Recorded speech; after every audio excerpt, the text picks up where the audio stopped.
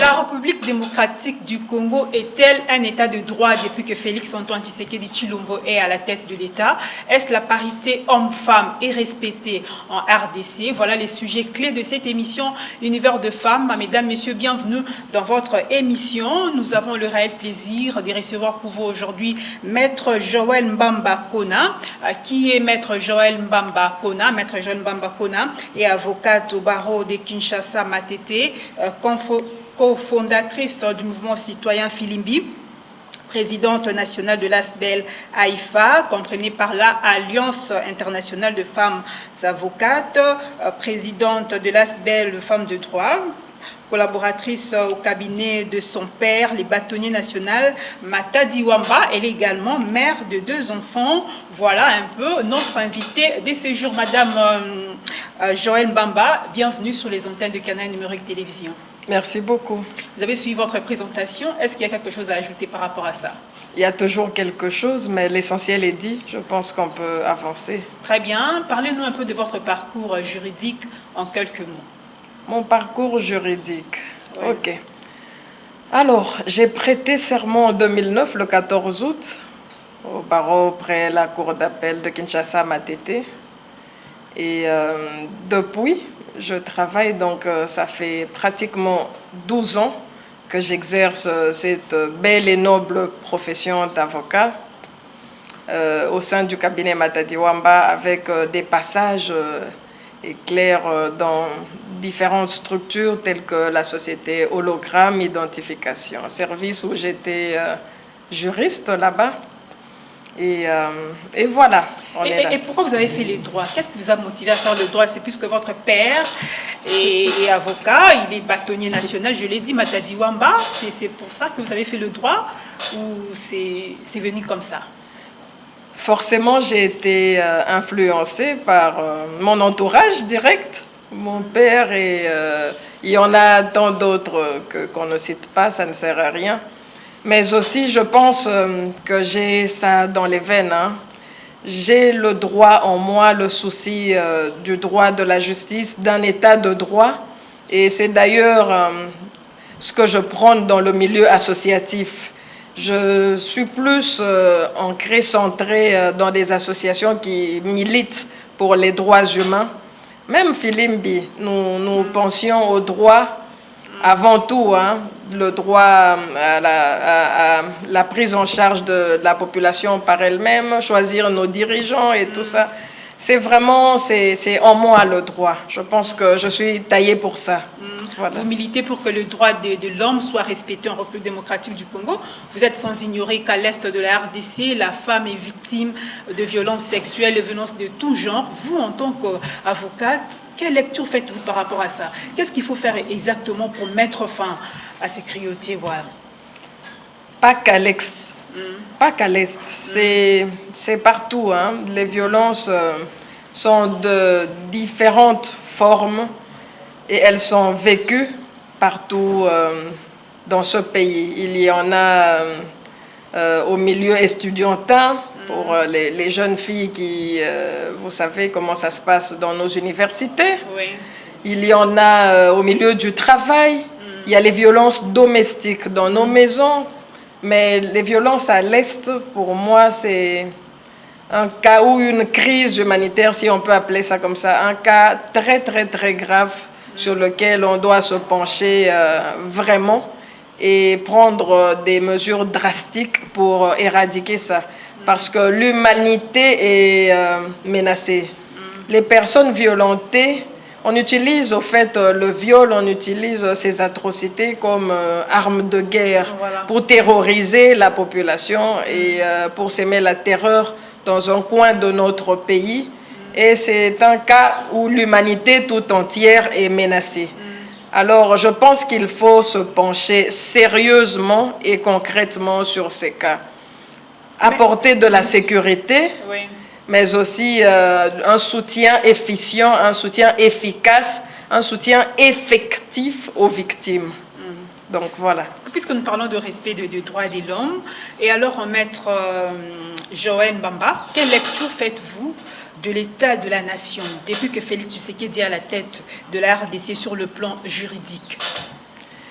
Moi, je pense que le chef de l'État a prôné un état de droit où l'impunité doit disparaître. Nous qui œuvrons dans le milieu de la justice savons à peu près ce qui se passe en réalité. Est-ce qu'il y a une avancée significative sur le plan juridique, la justice de la RDC depuis que Félix est à la tête de l'État? C'était ça ma question. Oui, il y a eu une avancée. Il y a eu une avancée.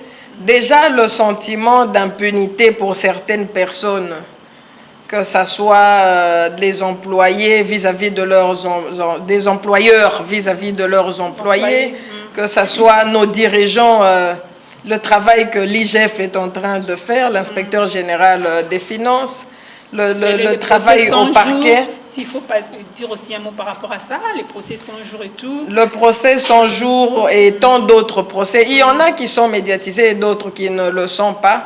Mais je pense qu'un effort est fourni pour qu'on puisse instaurer effectivement la fin de l'impunité dans ce pays.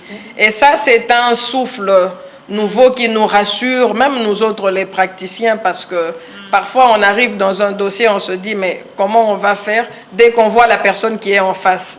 Ce sentiment est en train de partir et les forces sont en train de s'équilibrer. Et hier, vous avez suivi dans les médias, le ministre sortant de l'EPST, Willy Bakonga, a été interpellé avec 2 millions de dollars. Il voulait fuir avec ça, on l'a arrêté au niveau du Congo-Brazzaville. Un commentaire? Si c'est un dossier judiciaire, il suivra son cours et les griefs retenus contre lui seront instruits et examinés pour voir exactement ce qu'on lui reproche, si c'est fondé ou pas. L'instruction préjuridictionnelle au niveau du parquet et toutes ces choses, il y a des subtilités dedans. Il ne faut pas, en tant que praticienne... Jusque-là, il est encore présumé innocent. Oui, oui, il est présumé innocent parce qu'il n'est condamné nulle part. Oui. Il est présumé innocent. Voir trouver quelqu'un avec de l'argent, c'est un fait. Il faut voir dedans qu'est-ce qu'il y a comme infraction. Cet argent, c'était à lui, c'était pas à lui, comment il s'est retrouvé. Tout ça, c'est le travail du parquet. Moi, en tant que professionnel, j'ai des réserves. Je ne vais pas parler comme tout le monde pour dire, écoutez, on a appris ce monsieur, etc. La justice va faire son travail, nous serons tous fixés. Comment il s'est retrouvé dans ces conditions, qu'est-ce qu'il faisait là, etc. Tout ça, nous serons fixés. Mais c'est un fait qui doit interpeller la conscience de tous nos dirigeants pour la gestion de la chose publique. Voilà. Nous avons parlé de la justice en République démocratique du Congo, mais maintenant nous allons parler du gouvernement, le gouvernement national qui a à son membre 56 ministres. Parmi ces 56 ministres, il y a 27% de femmes, donc comprenez par là, il y a 17 femmes. Madame, un mot par rapport à ça? La joie et la satisfaction. Bien que la Constitution prévoit 30% à la femme, mais là, il y a 27%. C'est déjà bon, non? C'est déjà bon. On est en train d'avancer pas à pas vers la prise en compte de la présence effective et efficiente. Vous savez, pour qu'une nation soit élevée, elle a besoin de toutes ses forces vives. Les hommes et les femmes qui peuvent apporter quelque chose, comme on dit, l'union fait la force. Comme notre association, c'est une alliance. On prend tel contrée, tel barreau, et ensemble, c'est une synergie qui peut faire quelque chose d'intéressant que lorsque les gens évoluent seuls. Je ne vois pas le monde aujourd'hui évoluer sans les femmes. Ce n'est plus possible. Ce n'est plus possible. Les femmes existent, elles sont instruites, elles peuvent apporter quelque chose à la nation. Il faut absolument les intégrer. Je dis les intégrer parce que la réalité, c'est pas cela. On ne pense pas souvent à la femme. On lui attribue quelques... Il faut intégrer la femme, il faut l'intégrer. Mais vraiment partout, hein? Pas seulement dans les fonctions ministérielles ou quoi. Partout. Voilà. Dans l'enseignement, dans les hôpitaux, il faut intégrer la femme. C'est une actrice à part entière dans cette nation. Madame Joëlle Mbamba, vous êtes également présidente de l'ASBEL, Alliance internationale de femmes avocates. C'est depuis quand cette ASBEL a été créée et pourquoi avoir créé cette ASBEL? Bon, comme le nom l'indique, l'Alliance internationale des femmes avocates est une association internationale qui réunit donc des femmes avocates d'au moins 53 pays à travers le monde. Et la RDC est un des pays membres de l'Alliance. Je ne suis pas présidente AIFA. La présidente AIFA s'appelle Marie-Catherine Jimmy. Je suis présidente AIFA RDC. Voilà. Donc voilà, l'Alliance existe depuis l'année passée. On s'est mis ensemble pour essayer de voir comment évoluer en synergie pour parler, traiter des cas qui concernent l'association, c'est-à-dire l'intérêt de la femme avocate, mais également des droits des femmes. Parce que bon, nous sommes praticiennes, nous sommes avocates, nous sommes en train de défendre des dossiers, des causes, des cas tous les jours. On s'est dit, dans un point de vue associatif, qu'est-ce qu'on pourrait apporter à la nation, qu'est-ce qu'on pourrait apporter finalement comme voix des femmes avocates dans le monde. C'est comme ça qu'on s'est réunis et qu'on a créé. AIFA RDC a été créé suite justement à la création d'AIFA International. Nous avions inauguré l'association le 30 mars dernier pour clôturer le mois dédié à la cause de la femme et marquer le coup parce que l'association réunit des femmes principalement. Nous avons des membres d'honneur masculins qui nous accompagnent, mais les femmes sont les principales actrices de l'association. Et en quoi l'AIFA se différencie de d'autres structures de défense des droits des femmes, des droits de l'homme, s'il faut le dire? Elle se différencie premièrement en la qualité de ses membres. Comme je l'ai dit précédemment, les membres qui ont créé AIFA sont des avocates, donc des praticiennes et des militantes des droits. Nous œuvrons et nous vivons tout ce qui concerne la justice dans ce pays et dans le monde. Et ça nous donne un œil différent de la justice que le commun des mortels. Aussi, nous sommes organisés et déterminés à apporter notre pierre à l'édifice d'une manière efficiente, à faire des plaidoyers, à traiter des cas des femmes en détresse dans des prisons qui n'ont pas des conseils pour les défendre, à militer pour que la situation des droits des femmes puisse évoluer effectivement, à assurer la formation continue de nos membres pour favoriser leur développement personnel, parce que je pense qu'on a un meilleur rendement lorsqu'on a plus d'atouts en soi. Si je suis en face de vous aujourd'hui, c'est parce que vous êtes journaliste. Vous avez appris ce métier, cette profession, et c'est comme ça que vous parlez et vous présentez si bien. Nous pensons qu'apporter un plus dans la vie d'une femme va l'élever et élever la nation finalement. Et qu'est-ce qu'il faut faire pour devenir membre de votre structure, de votre association? Déjà, il faut être avocate. Si on est avocate, il faudra adresser une demande à l'association qui a son siège ici sur le boulevard aux Galeries Albert, 3e niveau, local numéro 2, l'immeuble Galerie Albert, je l'ai dit. Et dès lors que la demande et le souhait d'intégrer l'association est manifesté, vous êtes intégré. Ce qui fera de vous d'office membre d'AIFA International, parce que nous sommes filles de AIFA International. Chaque État membre, chaque barreau s'est organisé. Bon, nous avons plusieurs barreaux ici. L'histoire du pays est différente d'autres pays, comme au Cameroun, il y a un seul barreau. Et c'est comme ça que nous évoluons pour intégrer nos membres. Voilà. Nous avons remarqué quelque chose, Maître Joëlle Mbamba, les avocats sont des personnes vraiment corrompues. Hein? Qu'est-ce qu'il faut faire pour mettre fin à ça? Qui corrompt les avocats? C'est anti-valeur. Qui corrompt les avocats? On les décrit tous les jours. Mais non, pourquoi on va me corrompre? Moi, je dois aller plaider le cas de quelqu'un. Je plaide. Pourquoi moi, on va me corrompre, moi? faut peut-être voir de l'autre côté, je ne sais pas, les avocats corrompus. Après, c'est des questions de société, des questions de moralité personnelle. Mais les avocats, non, non, c'est une profession plutôt très noble. Hein. Nous avons des fois, et très souvent, les barreaux organisent ça. Nous, d'ailleurs, nous travaillons en partenariat avec nos barreaux. Des cas que nous traitons pro bono. Nous allons plaider les causes des personnes démunies sans contrepartie, sans qu'on se fasse payer. Alors, on le fait, chaque avocat l'a fait pour terminer le stage de la partie avocat stagiaire. Il faut traiter des dossiers pro bono. On vous apprend à donner de votre temps, de votre savoir aux causes des personnes sans ressources. Personnes vulnérables, voilà. Sans ressources, pas forcément vulnérables. Une personne qui n'a pas les moyens d'assurer sa défense.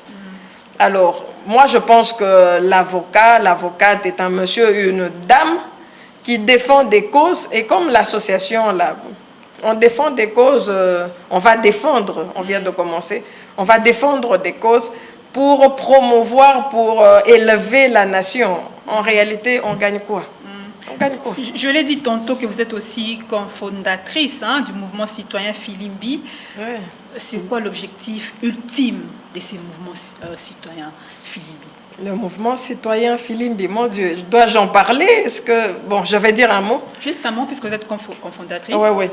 L'objectif de ce mouvement citoyen, c'est de militer pour que les droits civiques soient respectés, le droit des citoyens.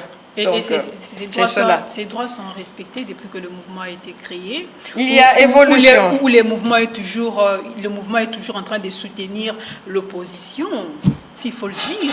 Non, non, les droits, c'est l'affaire de tout le monde. Quand il y a un ça ne va pas, que ça soit du côté du pouvoir en place, que ça soit du côté de l'opposition. En réalité, le problème, c'est le ça ne va pas. Mais on s'en fout si c'est le pouvoir ou si c'est l'opposition qui crée cette crise à la nation. Les droits civiques doivent être respectés et tout le monde doit y veiller. Alors, les mouvements citoyens sont là pour interpeller, pour rappeler à l'ordre. Attention, vous voulez faire ceci, la population est dérangée par cela. Attention, il faut qu'il y ait élection. Ça donne des alertes et ça porte la voix de la population à la maison qui ne sait pas forcément se déplacer pour le faire. Et les mouvements citoyens sont à la base des grandes démocraties dans ce monde. Ah oui, ah oui. Très bien. Nous sommes presque à la fin de cette émission Univers de femmes, Madame Joëlle Mbamba. Est-ce que vous avez un mot à adresser à toutes les femmes qui vous suivent en ce moment? Oui. Un mot, il y en a toujours. Je dirais à la femme congolaise, Téléma, Chimama, lève-toi. Tu dois te prendre en main, prendre ton destin en main. Les avocates, la robe, la qualité d'avocat ne suffit pas. Il faut s'armer, il faut se parer de toutes sortes de titres, d'une plus-value. Parce qu'après, le jour où on prête serment, on devient tous avocats. Pourquoi quelqu'un doit vous chercher? Vous spécialisez-vous, améliorez là où vous avez des failles, apprenez les outils informatiques, apprenez les différentes langues, ça va vous ouvrir à d'autres cultures, donc à d'autres clients potentiels. La femme doit s'armer et ne pas venir revendiquer juste pour revendiquer ses droits. Après, lorsqu'on va chercher pour appliquer la parité, mais on doit trouver en même temps des femmes compétentes, des femmes qualifiées, des femmes qui représentent effectivement la gente féminine. Donc, je pense que la femme doit s'armer, tout comme l'homme le fait, et ne doit pas clamer juste ses droits, ne doit pas juste réclamer des choses. Elle doit se battre. Elle veut la parité, eh ben, elle va se battre, devoir se battre comme un homme. Donc, j'encourage les femmes qui le font déjà, celles qui militent, même indépendamment, celles qui militent dans les milieux associatifs. Prenez de l'espace, prenez de la place, envahissez l'espace vide. Finalement, on va se rendre compte que nous sommes là. Et en ce moment-là, je pense que chacune va se retrouver et participer d'une manière ou d'une autre à l'évolution des choses. Donc voilà un peu. Oui. Quels sont les projets d'avenir de Maître Joël Mbamba? Prendre des vacances. Non, mais sérieusement, je pense faire évoluer l'association, le droit des femmes, d'une manière ou d'une autre, à travers cette association. À travers Femmes de droit aussi, dont je n'ai pas parlé, ça ne sert à rien. Et ma carrière en même temps, demain embrasser la politique, pourquoi pas être une actrice à part entière. Justement, puisque entre le droit et la politique, il n'y a qu'un seul pas. Hein? Non, qui vous a dit ça? Même entre la médecine et la politique aussi, je pense que la politique, elle est là pour organiser la vie de l'État. Et le sort de l'État concerne tous les fils et les filles du pays. Qu'on soit juriste, nous on est plus ancrés ou liés à ces choses parce que, allez, dans la gestion de l'État, le droit intervient partout. Ça, c'est un fait. Oui. Le Parlement, là-bas, il vote les lois, les ministres agissent suivant ses prérogatives qui sont dans une loi. Tout est... le droit intervient, en tout cas. Pour un État de droit, on ne peut pas aller en marge de la loi. Donc, c'est ce qui nous lie beaucoup à la politique. Mais en réalité, c'est l'affaire de tout le monde, je pense. Nous avons un nouveau président de la Cour constitutionnelle. Que je salue, le professeur Kalouba, que je connais et que j'apprécie particulièrement. Je pense qu'il est apte et capable. Il connaît ces choses. Il va très très bien. Je laisse que les gens le découvrir. Je laisse les gens le découvrir. Donc, je pense que la Cour constitutionnelle est entre de très bonnes mains. C'est mon point de vue personnel, ça n'engage que moi.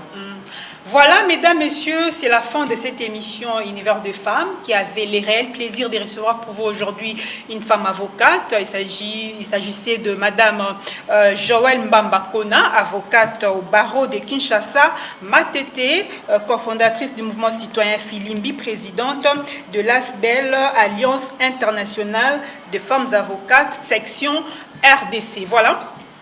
C'est la fin de cette émission Univers de femmes. Merci à vous de l'avoir suivi. On se retrouve très prochainement avec le même plaisir. D'ici là, prenez soin de vous. Merci.